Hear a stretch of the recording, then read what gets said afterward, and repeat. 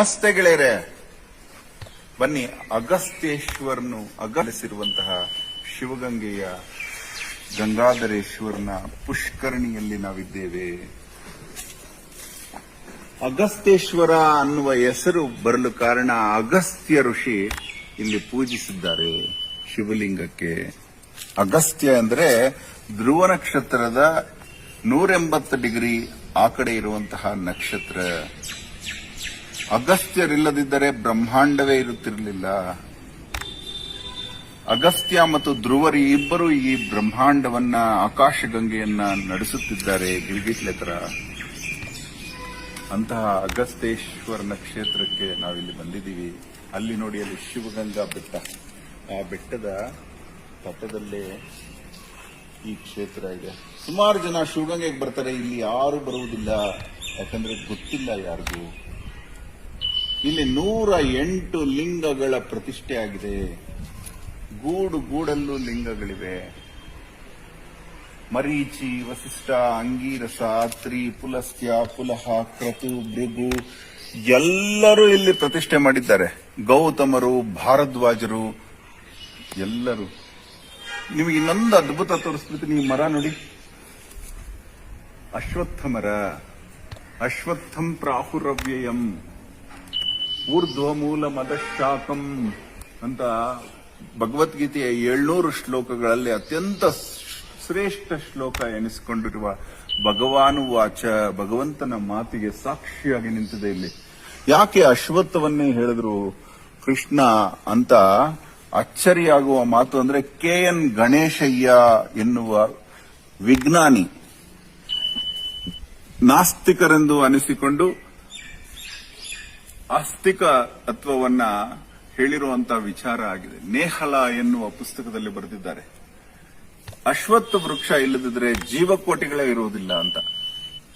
Americans ಈ ಸತ್ಯ ತಿಳಿದು 2ನೇ ವಿಶ್ವದ ಮಹಾಯುದ್ಧದ ಕಾಲದಲ್ಲಿ ಅಂಡಮಾನ್ನಲ್ಲಿ ಈ ಅಸ್ತ್ರವನ್ನು ಬಳಸಲು ಪ್ರಯತ್ನಿಸಿದ್ರು. ಏನು ಅಂದ್ರೆ, ಅಂಡಮಾನ್ನಲ್ಲಿರುವ ಎಲ್ಲ ಅಶ್ವತ್ಥ ವೃಕ್ಷಗಳನ್ನು ನಾಶ ಮಾಡಿದ್ರೆ ಅಂಡಮಾನ್ ಎಲ್ಲ ನಾಶ ಆಗಿ ಮರುಭೂಮಿಯಾಗ್ಬಿಡುತ್ತೆ ಅಂತ.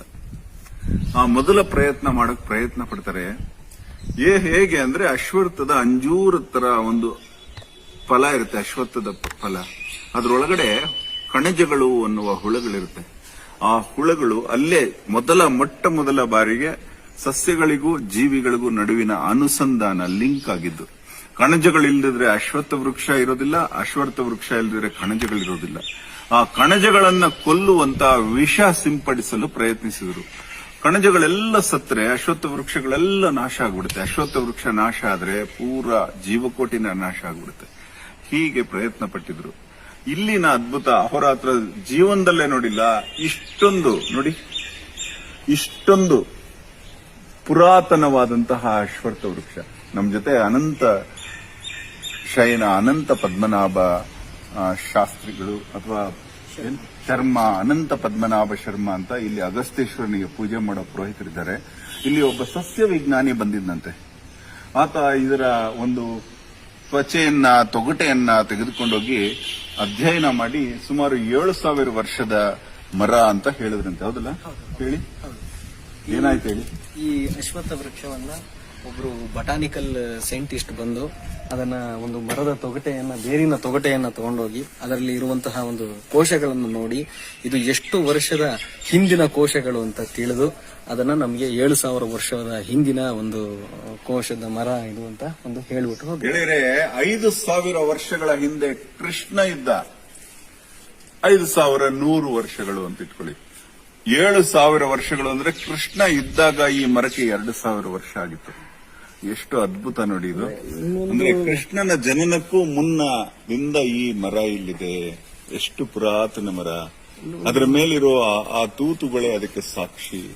ಇದನ್ನ ವಿಜ್ಞಾನಿ ತನ್ನ ಪ್ರಯೋಗಾಲಯದಲ್ಲಿ ಹೇಳಬೇಕಾಗಿಲ್ಲ, ನೋಡಿದ್ರೆ ಗೊತ್ತಾಗತ್ತೆ ಅಲ್ವಾ.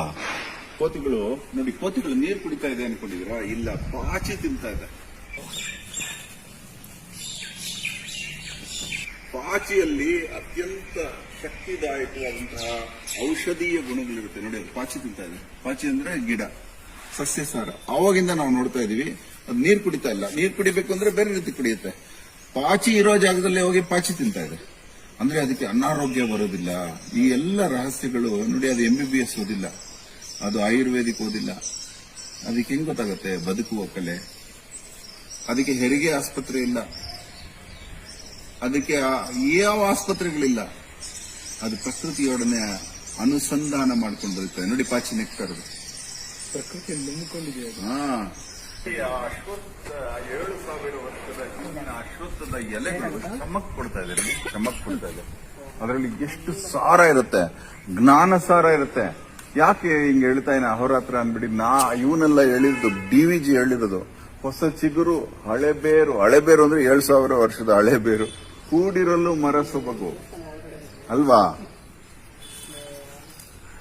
ಈ ಎಲೆಗಳನ್ನ ಕಣ್ಣು ಮುಚ್ಕೊಂಡು ತಿನ್ಬಹುದು ನಾವು. 7,000 ವರ್ಷಗಳ ಹಿಂದಿನ ಎಲೆಗಳನ್ನು ತಿನ್ನುವುದು ಅದೃಷ್ಟ ಇವತ್ತು ಅಹೋರಾತ್ರನಿಗೆ ಸಿಕ್ಕಿದೆ. ಅಷ್ಟೇ ಸಿಗಲ್ಲ ಬಿಡ, ಅದು ನಮ್ಗೆ ಈಜಲ್ಲ ಬಿಡ. ಇಲ್ಲ ಅಲ್ಲಿ ಸಿಗಲ್ಲ ಅಂದ್ರೆ ಸಿಗುವುದೇ ಮಾಯೆ. ವೃದ್ಧ ಅಶ್ವತ್ಥ, 7,000 ವರ್ಷಗಳ ವೃದ್ಧ ಅಶ್ವತ್ಥದ ಎಲೆ ಎಷ್ಟು ಚಂದ ಇದೆ. ಇದನ್ನ ಪರ್ಮಿಷನ್ ತಗೊಂಡು ಕಿತ್ತಿದೀವಿ. ಇದನ್ನ ತಿನ್ನಲು ಕಿತ್ತಿದ್ದೇವೆ. ಈ ಎಲೆಗೆ ಸರ್ವ ರೋಗ ನಿವಾರಣಾ ಶಕ್ತಿ ಇದೆ ನೋಡಿ. ಮೂಲತೋ ಬ್ರಹ್ಮರೂಪಾಯ, ಮಧ್ಯತೋ ವಿಷ್ಣು ರೂಪಿಣಿ, ಅಗ್ರತೋ ಶಿವರೂಪಾಯ, ವೃಕ್ಷರಾಜ ನಮೋ ನಮಃ. ಇದು ನೋಡಿ, ವಾವ್! ಬೇರೆ ಯಾವ ಅಶ್ವತ್ಥ ವೃಕ್ಷದ ಟೇಸ್ಟ್ ಹಿಂಗಿರಲ್ಲ. ಟೇಸ್ಟ್ ಚೆನ್ನಾಗಿದೆಯೋ? ಮಾವಿನ ಚಿಗುರಿದ್ದಂಗಿದೆ ಇದು. ಹಣ್ಣಾದ ಮಾವೆಲ್ಲ ಒಂದೇ ಬಣ್ಣ, ಆ ಬಣ್ಣಕ್ಕಿಲ್ಲಣ್ಣ ಬುದ್ಧಿ ಸಣ್ಣ. ಧನ್ಯವಾದ. ಅಹೋರಾತ್ರ.